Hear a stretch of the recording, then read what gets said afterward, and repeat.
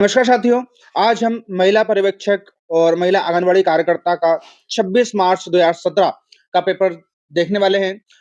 आज हमारा जो टॉपिक रहने वाला है वो न्यूट्रिशन और हेल्थ। हमने लगभग 3 पार्ट जो हैं वो पहले वीडियो बना करके डाल दिए हैं। सारे वीडियो देखिए आप, बहुत ज़्यादा हेल्प मिल रही है यहाँ से, बहुत ज़्यादा पसंद आ रहे हैं क्योंकि ये क्वेश्चन जो है सीधे-सीधे एग्ज़ाम में देखने को मिलेंगे। अगर आपने सारे वीडियो बढ़िया तरीके से देख लिए, क्वेश्चन याद कर लिए, तो निश्चित तौर पे आपके अच्छे खासे मार्क्स जो है वो बन जाएँगे। ठीक है? चलिए शुरुआत करते हैं। सबसे पहले पहला, इनमें से कौन व्यापक जन समूह हेतु आहार्य लक्ष्य है? ठीक है? क्वेश्चन ये बोलना चाह रहा है वो, ये कौन-सा ऐसा व्यापक जन समूह है जो आहार्य लक्ष्य इसमें रखा गया है, ठीक है? ऑप्शन है हमारे पास, पहला उपरोक्त सभी, दूसरा है न्यूनताजन रोग और विकारों की रोकथाम, अगला है उपयुक्तम प्रदर्शन तथा आईबीडब्ल्यू कायम रखना, और अगला है सकारात्मक स्वास्थ्य कायम रखना। कुल मिलाकर के ये है कि आहार्य लक्ष्य जो है वो व्यवस्थित जनसमूह हेतु रखना है, व्यापक रखना है, तो उसमें अपने खुद के स्वास्थ्य को और रोकथाम को, जो रोग होते हैं उनको रोकथाम पे विशेष ध्यान दिया जाना चाहिए, ठीक है ना? तो इसके तीनों आंसर जो है सही है, तो इसका सही आंसर हो जाएगा उपरोक्त सभी। क्वेश्चन सेकंड, प्रसवकालीन देखभाल के संबंध में इनमें से कौन सा सत्य है? प्रसव काल के दौरान हमें कौन सी बातों का ध्यान रखना चाहिए? सीधे आंसर देखते हैं। आंसर है, यह प्रसव आरंभ होने के बाद आरंभ होती है और प्रसव के बाद तक चलती है, जिसमें माता और शिशु की जांच करना शामिल है, ठीक है ना? प्रसव काल से पहले और प्रसव काल के बाद तक ये जांच जो चलती है, इसमें माता और शिशु की देखभाल करना होता है। अगला क्वेश्चन है question number 3, hepatitis B Khalistan के कारण होता है। हेपेटाइटिस बी जो है वो क्यों होता है, ठीक है ना? तो हेपेटाइटिस बी जो होता है वो अंतेतर मार्क के कारण होता है। किसके कारण होता है? आयत के कारण होता है। क्वेश्चन नंबर 4 देखेंगे, किसी विशिष्ट भौगोलिक क्षेत्र में किसी रोग या संक्रमक अभिकर्ता की लगातार उपस्थिति को क्या कहते हैं? जैसे हैजा, मलेरिया आदि।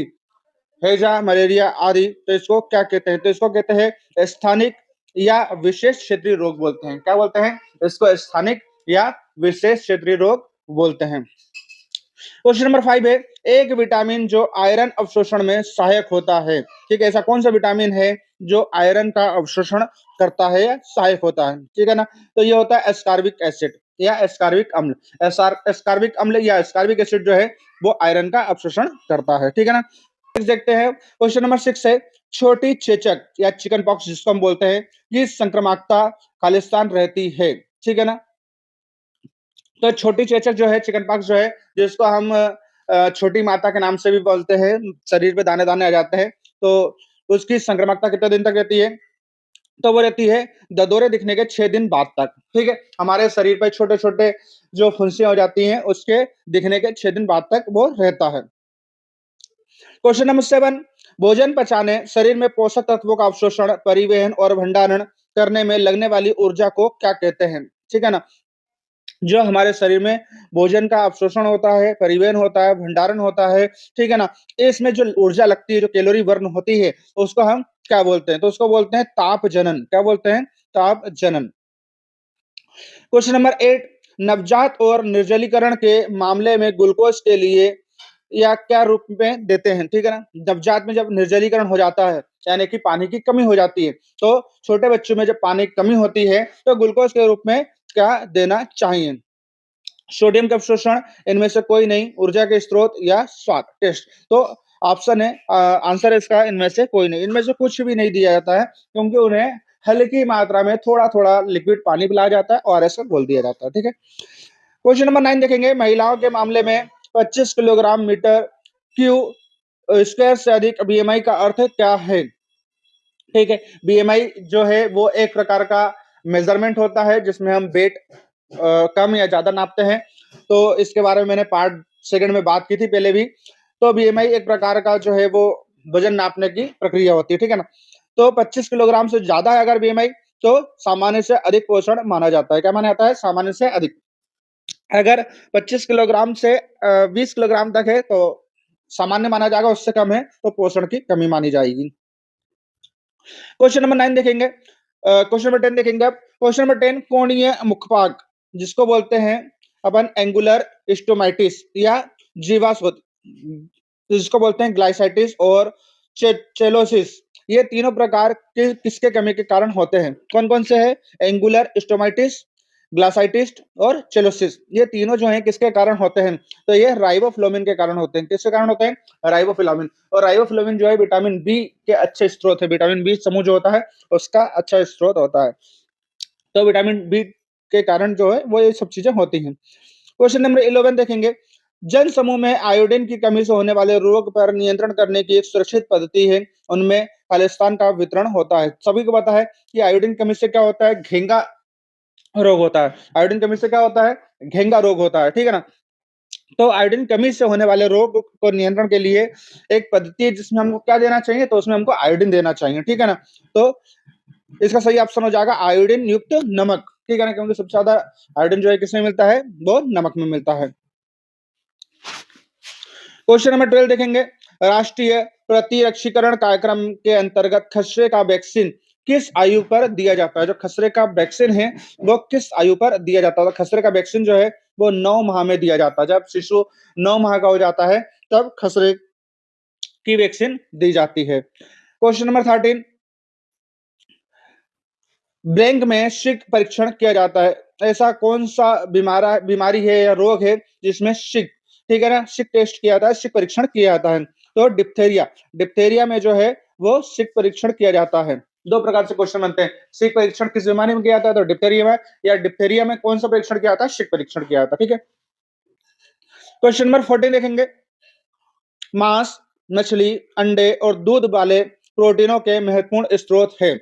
मांस, मछली, अंडे और दूध जो है उसमें किस प्रकार के प्रोटीन महत्वपूर्ण स्रोत है? तो उसमें होता है उच्च जैविक मान, ठीक है ना? उच्च जैविक हाई बायोलॉजिकल वैल्यू जो होती है उसमें होती है। Question number 15। मध्य पूर्व जाने वाले तीर्थ यात्रियों को सामान्यतः कौन सा वैक्सीन दिया जाता है? मध्य पूर्व मतलब मिडिल ईस्ट की बात कर रहा है वो, कि मिडिल ईस्ट जाएंगे, एक जगह का नाम है ये। तो मिडिल ईस्ट जाने वाले यात्रियों को कौन सा वैक्सीन दिया जाता है? तो उनको दिया जाता है येलो फीवर, पित्त ज्वर। जिस प्रकार से काला ज्वर होता है इसी प्रकार से येलो ज्वर होता है, ठीक है ना? पित्त ज्वर जो होता है वो दिया जाता है वैक्सीन। अगला क्वेश्चन है। माइक्रोबैक्टीरियम ट्यूबरकुलोसिस और विब्रियो कोलरी की पहचान खालिस्तान ने की थी। माइक्रोबैक्टीरियम ट्यूबरकुलोसिस जो है वो जो टीबी का बैक्टीरिया होता है उसका नाम है, ठीक है ना? टीबी का बैक्टीरिया मतलब टीबी जो बीमारी होती है ट्यूबरकुलोसिस, उसका बैक्टीरिया का नाम है माइक्रोबैक्टीरियम ट्यूबरकुलोसिस। और विब्रियो कॉलरी की पहचान जो है वो किसने की थी? तो ये की थी रॉबर्ट खाक ने। रॉबर्ट काक ने, ठीक है। चलिए नेक्स्ट देखते हैं। नवजात शिशुओं में डीबीटी लगाने का अनुशंसित स्थान कौन सा है? ठीक है ना? नवजात शिशु जो छोटे बच्चे होते हैं उसमें डीपीटी लगाने के अनुशासित स्थान जो है वो क्या होता है? तो ये होता है डेल्टाइड पेशी। क्या होता है? डेल्टाइड पेशी। डेल्टाइड पेशी का मतलब ये होता है जो तुम्हारा लचीला भाग होता है वहां पर ये लगाई जाती है। हाथ में भी लगा सकते हैं, पैर में भी लगा सकते हैं। क्वेश्चन नंबर 18 है। थाइमिन की कमी आमतौर पर खालिस्तान के कारण होता है। किस कारण से थाइमिन की कमी होती है? ऑप्शन देखेंगे और आंसर भी। लोगों द्वारा पालिश किए हुए चावल का सेवन अधिक करना, मतलब जो नकली चावल होते हैं उस खाने थाइमिन होता है। खाना पकाने की अनुचित प्रथाएं, गलत तरीके से आप खाना पका रहे हैं तो भी थाइमिन की कमी होती है। और चावल पकाने के बाद बचे अतिरिक्त पानी को फेंक देना, तो इससे भी थाइमिन की कमी होती है। तो इसका सही आंसर हो जाएगा उपरोक्त सभी तीनों आंसर जो है वो सही हैं। Question number 19। राष्ट्रीय स्वास्थ्य नीति कब सूत्रबद्ध की गई थी? ठीक है ना? तो नेशनल हेल्थ पॉलिसी यानी राष्ट्रीय स्वास्थ्य नीति जो है 1983 में सूचीबद्ध की गई थी। याद रखना कि नेशनल हेल्थ पॉलिसी राष्ट्रीय स्वास्थ्य नीति जो है 1983 में आई थी। Question number 20। इनमें से कौन सा एक आवश्यक वसा अम्ल है? कौन सा आवश्यक वसा अम्ल है? तो लिनोलिक जो है, लिनोलिक जो है एक आवश्यक वसा अम्ल है, ठीक है। लिनोलिक।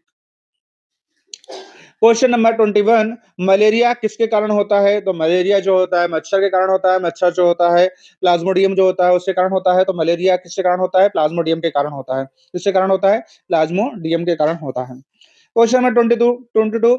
वृद्ध मंदन और पेशीय तथा अधोत्वचीय वसा का गंभीर क्षय, यह पोषण संबंधित खालिस्तान की दो सतत विशेषताएं हैं, ठीक है ना? तो दो चीजें याद रखना। वृद्धि मंदन और पेशी जो है वो कौन से पोषण संबंधित दो सतत विशेषता है? तो ये है मेरा सब्स। किसका?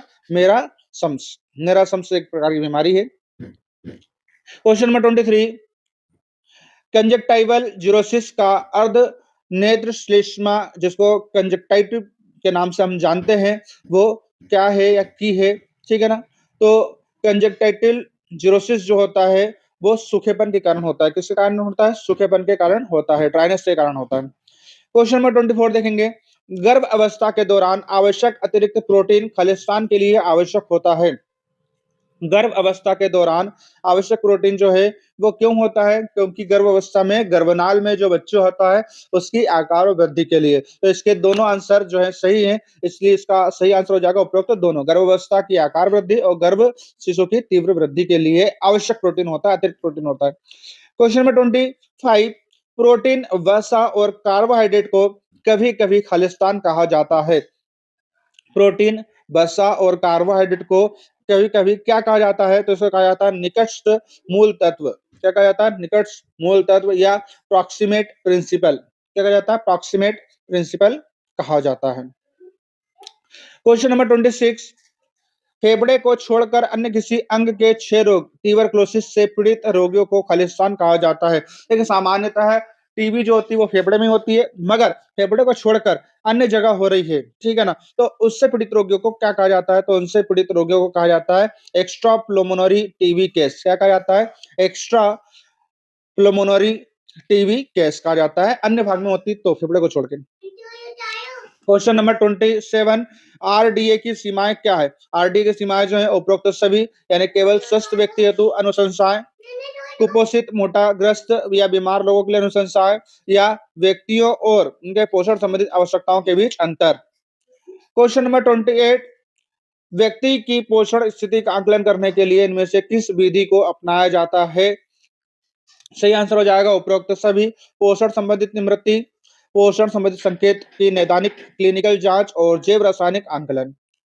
क्वेश्चन नंबर 29, आईसीडीएस योजना के अंतर्गत 6 वर्ष की आयु वाले बच्चों को दिए जाने वाले प्रोटीन की मात्रा कितनी होती है? ठीक है ना।